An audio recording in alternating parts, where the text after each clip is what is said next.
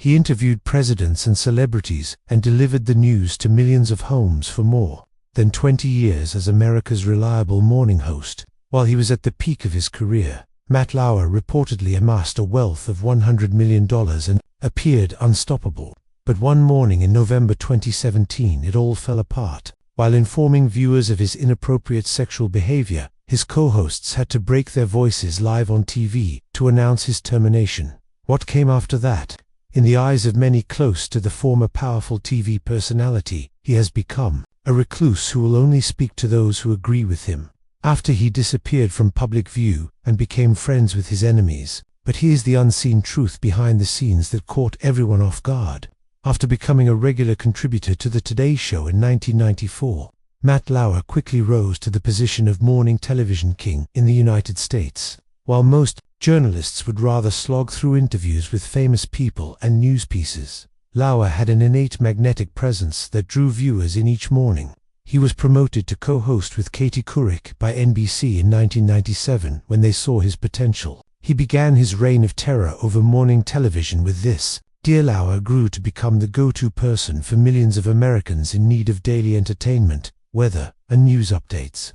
He became known for his ability to interview anyone with poise and professionalism, having done so with everyone, from presidents to pop singers. The monetary benefits kept up with his burgeoning star. His income reportedly reached $25 million per year after initially being in the hundreds of thousands. For presenting a morning show alone, he made more than several Fortune 500 CEOs, putting him among the best-paid television personalities in America. Lauer amassed a number of Hamptons mansions, lived a lavish lifestyle, and seemed to have rock-solid employment stability. A more sinister trend, however, was beginning to show through under this pristine public persona. Even if his co-workers saw the affable host who made people's mornings better, viewers saw something in a different way. Accusations of awkward encounters, offensive statements, and behavior that went beyond the bounds of professionalism started spreading throughout the office. These talks continued only in private emails and on a hushed level in break rooms. During the early and mid-2010s, no one was willing to take on someone as powerful and influential as Lau in the network.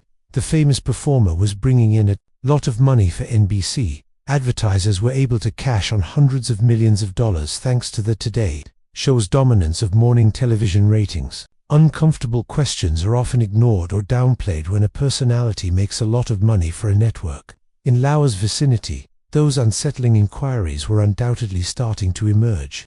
Afterwards, it was reported that the network was aware of the settlements and grievances for a long time prior to his final dismissal. Still, they didn't let him go. He was too important to risk losing.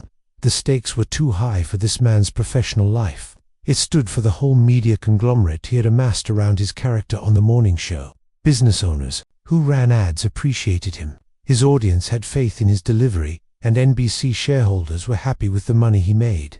But media tycoons built on shaky ground eventually fall, and Lauer's was on the verge of a dramatic collapse. The question wasn't if it will occur, but rather, when. Finally, on a chilly November morning in 2017, all the authority and safety that had encircled him for decades crumbled under the weight of a single complaint. NBC was blind to the fact that a sea change was happening in the entertainment sector. Men in positions of authority who had always felt safe were finding that their shield had crumbled as the Me Too campaign gained extraordinary traction. Lauer was on the verge of becoming the most visible victim of this cultural shift on morning television. The way he fell, though, surprised even the business world.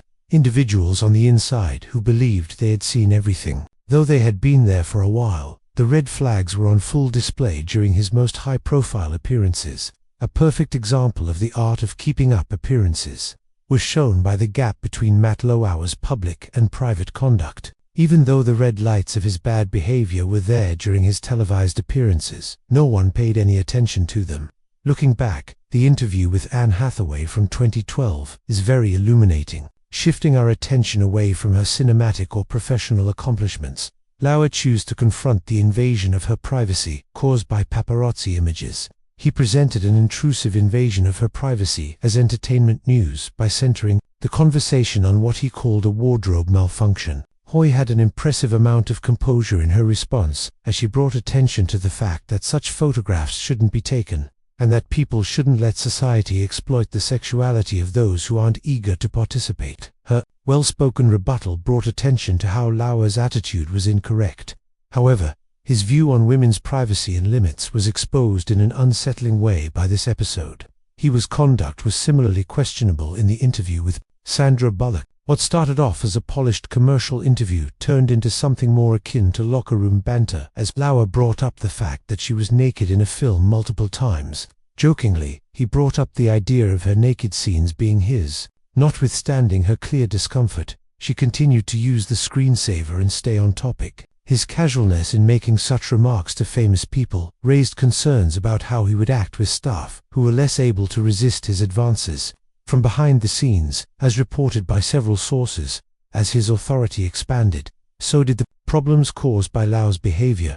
Employees who spoke up about problems at the Today Show were allegedly part of a culture that accepted rudeness and other forms of misconduct and punished those who did. Eventually, footage showed Lauer creating unbecoming remarks when he thought the cameras weren't capturing the footage. Because he loved the view, he once requested that a female employee stay stooped over.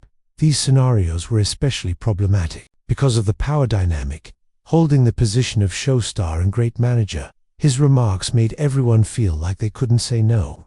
Workers who were female expressed unease regarding Lauer and a lack of agency in dealing with the issue. The show's principal source of income was represented by him, the famous person who has made millions of NBC's budget. When the network appeared more concerned with defending their lucrative star than resolving workplace issues, speaking up about his conduct felt like taking your own life. Several instances were detailed by sources in which Lauer made remarks regarding the looks of female employees, asked them unprofessional questions on their private lives, and set up scenarios that crossed the line between work and personal life. Resistance was practically impossible due to the power imbalance. It took tremendous bravery to stand up to someone who could destroy careers with the touch of a phone. The work of Ann Curry became a symbol of these tensions in the workplace. Despite her status as co-host, she endured what she later described as professional torture in her last months on the air. She responded negatively when female colleagues came to her for advice on how to deal with Lauer's actions, tried to get in touch with HR to discuss their issues further. The network chose to fire Curry without investigating the claims, but they kept Lauer on staff and paid her $25 million. A clear message was delivered to all employees by the network's response. They would not allow any challenges to their star performer. It was still too crucial to leave Lauer, was too lucrative, and crucial to NBC's success to be held accountable. Without any real consequences, his behavior was able to escalate in this setting. Everyone knew that the network would put their moneymaker ahead of the well-being of their employees. When it came to Lauer, the usual working regulations allegedly gave way to an attitude of entitlement. Didn't concern him. Believing one is immune from consequences becomes dangerously simple when one earns $25 million a year and is treated as irreplaceable. The tragedy of the scenario was the impact on many lives and careers as NBC stood firm in their defense. Female colleagues, who should have had secure and supportive workplaces, instead had to deal with an individual whose actions were stressful and upsetting for them.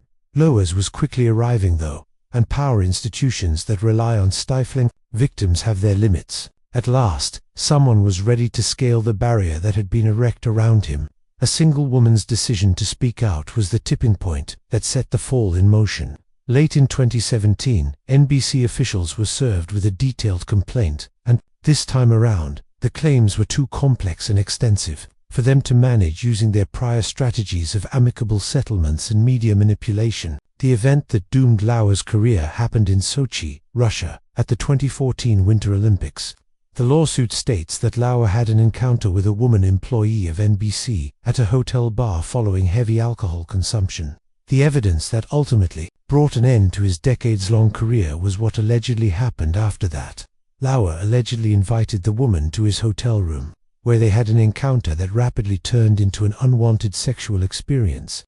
According to her, Lauer had sexual relations with her even though she was drunk and couldn't give her sufficient consent. She had already declined multiple times. it was impossible for NBC management to discreetly dismiss or handle the complaint. Due to the comprehensive nature of the charges, after this grievance came to light, more victims mustered the strength to share their stories. Allegations of wrongdoing by a former Today Show producer go all the way back to 2001. Supposedly, Lauer called her into his office to have a business meeting, after which she was asked to remove her shirt buttons and the door was locked. The encounter allegedly progressed to non-consensual sexual activity, which left her so terrified that she passed out and needed medical assistance from Lauer's secretary. According to her account, the allegation that Lauer's personal assistant had to accompany a woman to the hospital after an interaction with him in his office brought up valid concerns regarding the timing and nature of NBC's knowledge. Still, it seems like the network wasn't worried enough to look into it or do anything about it right enough. Others who had gone through the same thing came forward as women. Some people said that Lauer undressed in front of her in his office and then attacked her professionally after she declined to have sexual relations with him.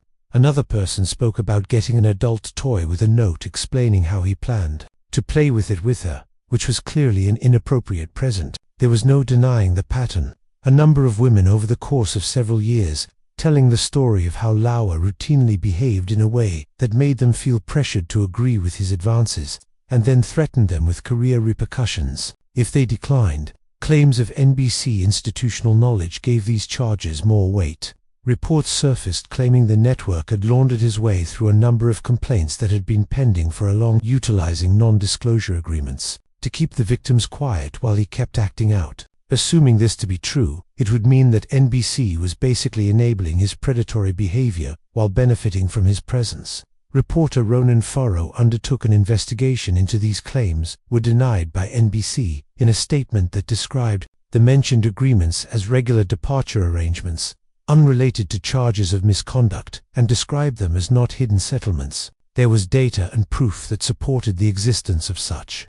According to Farrow, who had played a key role in revealing the Harvey Weinstein story, settlements, because it exemplified all that was wrong with the situation. The Sochi tragedy became extremely devastating.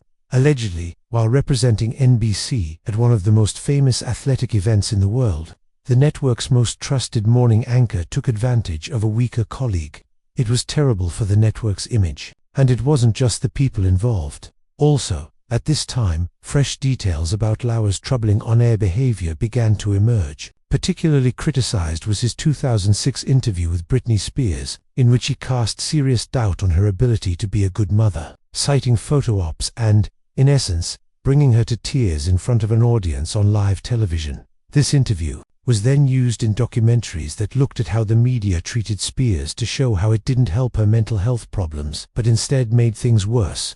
For NBC, the cultural timing was absolutely disastrous. The Weinstein conspiracy that powerful people in the entertainment business might utilize their positions of authority to stifle dissent for decades was shown by the affair. As the #MeToo movement gained steam, fans were no longer able to tolerate misbehavior from their favorite artists.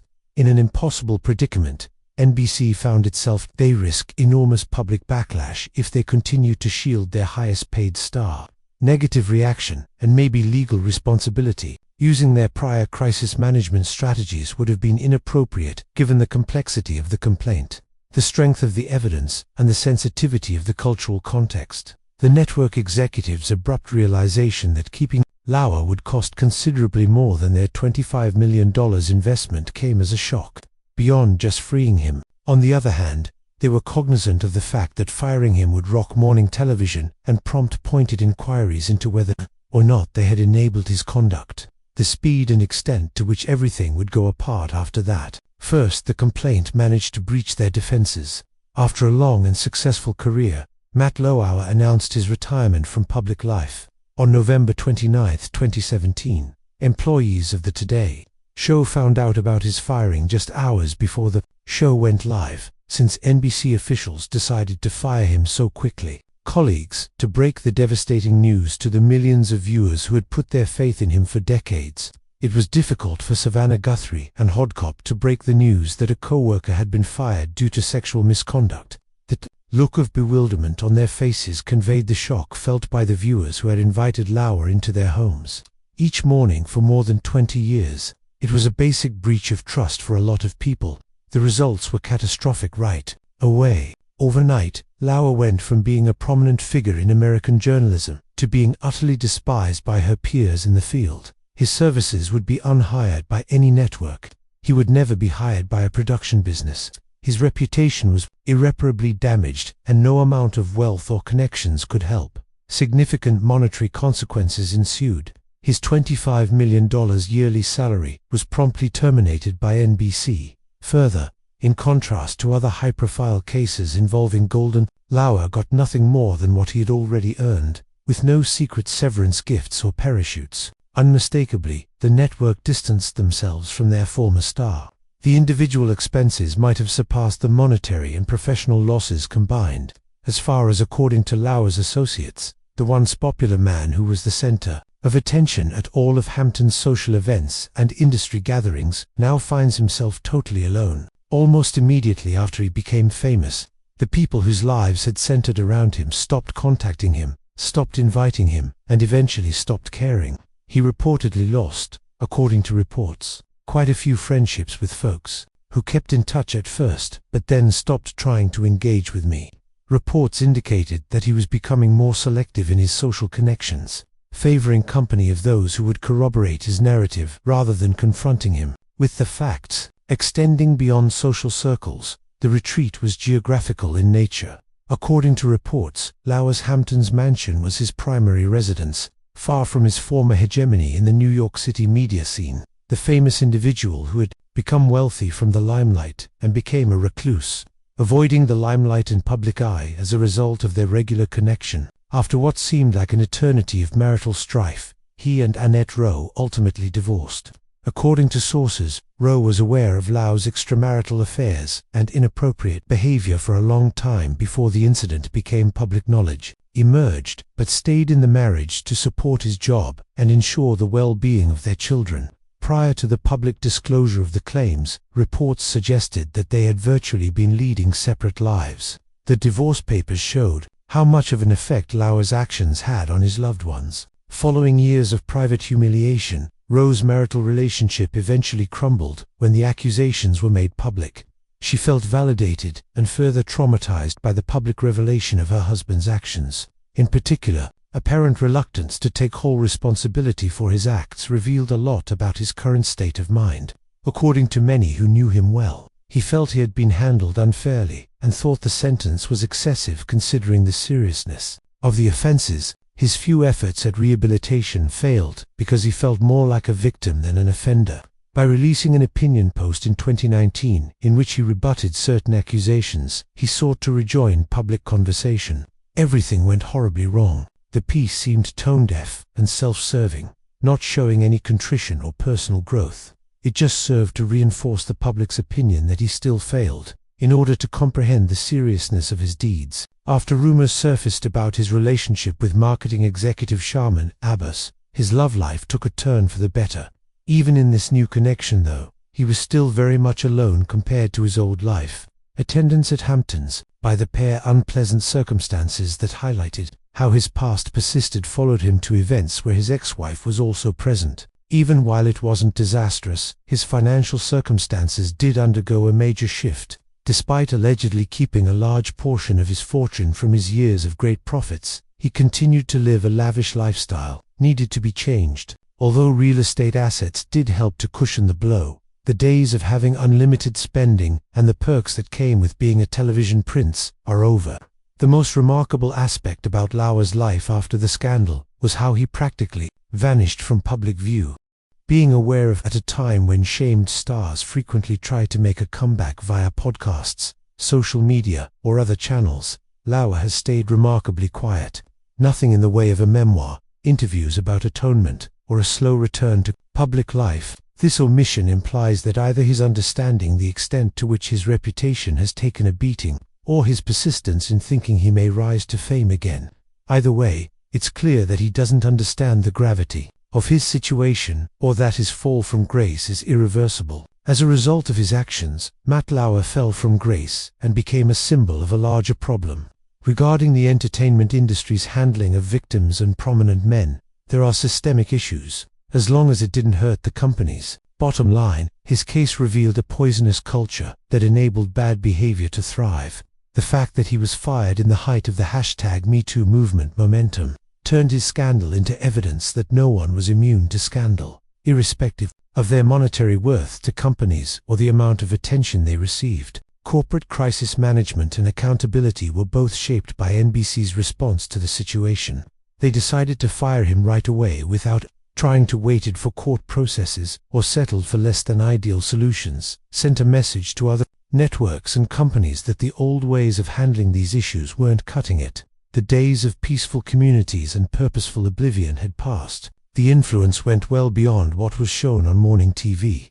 Industry-wide networks started analyzing company policies, taking a closer look at their own prominent figures who may be participating in same conduct, and establishing more robust reporting systems. It was a cultural issue that the entire entertainment business had to face. It had allowed these situations to continue for decades. As far as victims of assault and harassment in the workplace are concerned, Lauer's dismissal was an important juncture. It proved that strong offenders may face consequences when they spoke up, something that, a few years ago, appeared inconceivable.